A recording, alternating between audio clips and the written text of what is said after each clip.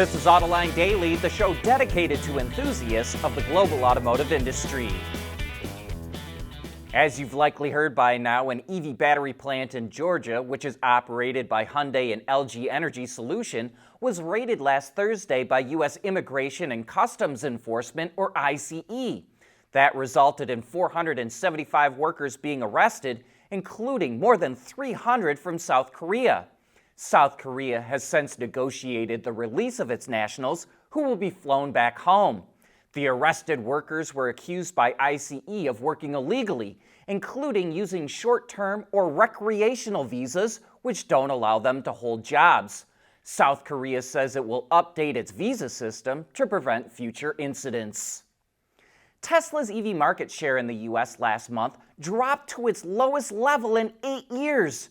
At its peak, it once held more than 80% of the U.S. EV market. But according to Cox Automotive, Tesla's share of the EV market in August was 38%, the first time it's been below 40% since October 2017, which is when it was ramping up Model 3 production. The overall EV market was up 14% last month, while Tesla's sales were up just 3%.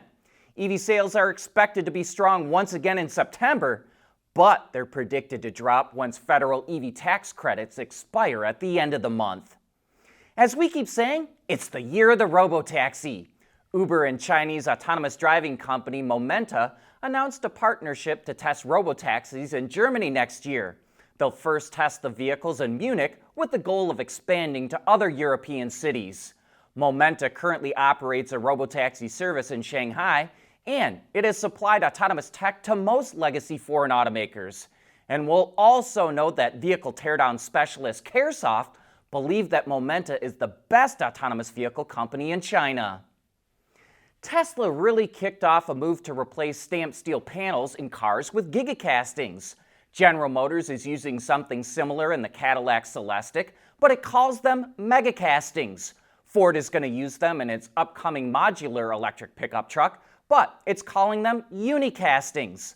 Several Chinese automakers use large castings as well, and now Dongfeng is getting into the game with a new plant that will house 10,000 and 16,000 metric ton casting machines.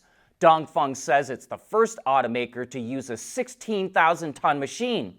While Tesla does use a 16,000 ton machine, that's U.S. tons. In U.S. tons, the Dongfeng machines are 17,636 tons. When completed, the plant will be able to make components for 600,000 vehicles a year. And oh, by the way, Dongfeng also calls them Gigacastings. CATL is the biggest EV battery maker in the world, but it's not sitting on its hands. It just introduced a new battery using sodium-ion chemistry. One of the selling points of this battery is that it's largely unaffected by cold weather, and CATL hopes this will encourage more EV adoption in cold climates. It retains 90% of its energy at minus 40 degrees centigrade or Fahrenheit. It has 175 watt-hours per kilogram, which is similar to LFP batteries, and it's rated at more than 10,000 charging cycles. The sodium-ion batteries start mass production in December. At CSP, we work with OEM engineers across the country on their journeys to lighter, safer, and more eco-friendly vehicles. Learn more at thecsp.com. There's current forecasts that predict the small electric car segment in Europe will be around 4 times bigger than it is today by 2033. No doubt Chinese automakers will play a big role in that growth, but the VW Group hopes to capture roughly 20% of that market with its new electric urban car family that it will start launching next year. The company says it's aiming to hit that 20% in the, quote, medium term, which corresponds to several 100,000 vehicles per year. The Volkswagen brand will launch 2 models in this category, while Cupra and Skoda will each get 1. They're all based on the group's MEB Plus platform, but with front-wheel drive, and will be made in Spain. The first from VW is the ID Polo, which will be followed by a newly revealed compact crossover called the ID Cross. The Cupra version is called the Reval and comes with a limited slip diff and a 166 kilowatt or 222 horsepower electric motor, which is 11 kilowatts more than the others will have. And the one from Skoda is called the Epic. While battery size wasn't provided, range is estimated to be around 420 kilometers or 260 miles based on the WLTP test cycle. Based on the interior pictures of the ID Cross, which is all we have to go on right now, it looks like the group is going for a simple layout and will use more sustainable and affordable materials. That, combined with scale, is why these models will launch with a starting price of around 25,000 euros. But VW is also trying to keep them more competitive by bringing tech from higher segments, like its hands-free driving system with lane change function and phone as a key. We showed you its giant pillar-to-pillar screen on Friday, but here's the rest of the all-new Mercedes GLC. And much like the iX3 for BMW, the GLC is meant to usher in a new era for Mercedes. Part of that is a new design language, highlighted by a bigger and more upright grille that's inspired by classic S-classes. We already mentioned the screen, but it runs off the newest version of the company's operating system, which integrates more advanced AI. That system also controls the vehicle's driver assistance tech, which uses up to 10 external cameras, 5 radar sensors, and 12 ultrasonic sensors. And it's based on a new 800-volt architecture that allows fast charging of up to 330 kilowatts, which can add 300 kilometers or 185 miles of range in 10 minutes. The first version of the GLC to launch will have all-wheel drive and a 94 kilowatt-hour battery pack, but Mercedes says there will be 4 other versions to follow. That all-wheel drive system produces 360 kilowatts or 482 horsepower, and the battery provides up to 713 kilometers or 443 miles on the WLTP test cycle. The new GLC launches in the first half of next year. You know, you don't see as many true concept cars as in the past, but Avatr, which is a joint venture between Changan Huawei and CATL, pulled the wraps off a pretty wild model called the Vision X Spectra.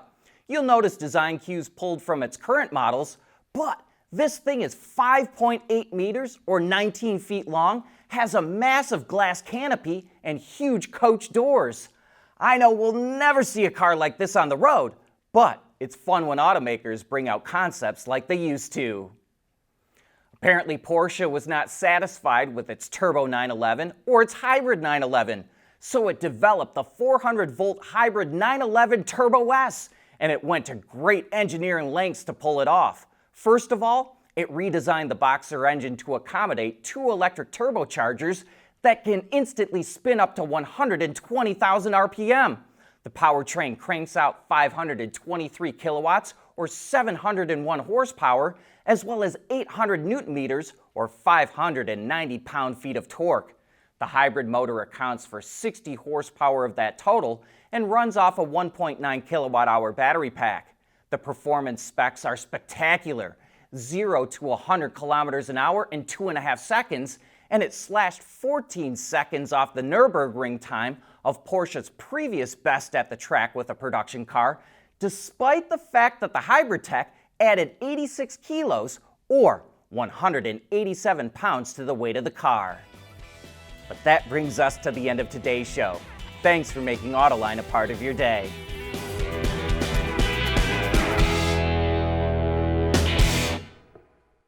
Autoline Daily is brought to you by Alex Partners, when it really matters. CSP, the Composites Solution Partner. Intrepid Control Systems, over-the-air engineering, boost your game. And thanks to the following YouTube and Patreon members: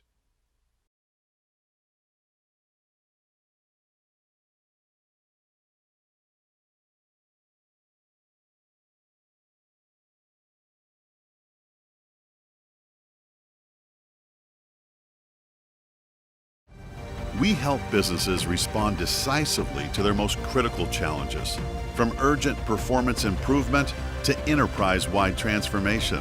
We work across the full value chain, in automotive and in industrials, helping clients navigate disruption, drive innovation, and unlock sustainable growth.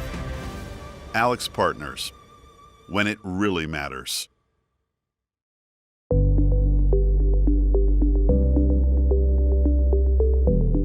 Developing today's vehicles, issues can happen in an instant. What good is knowing your problems without the data to solve them?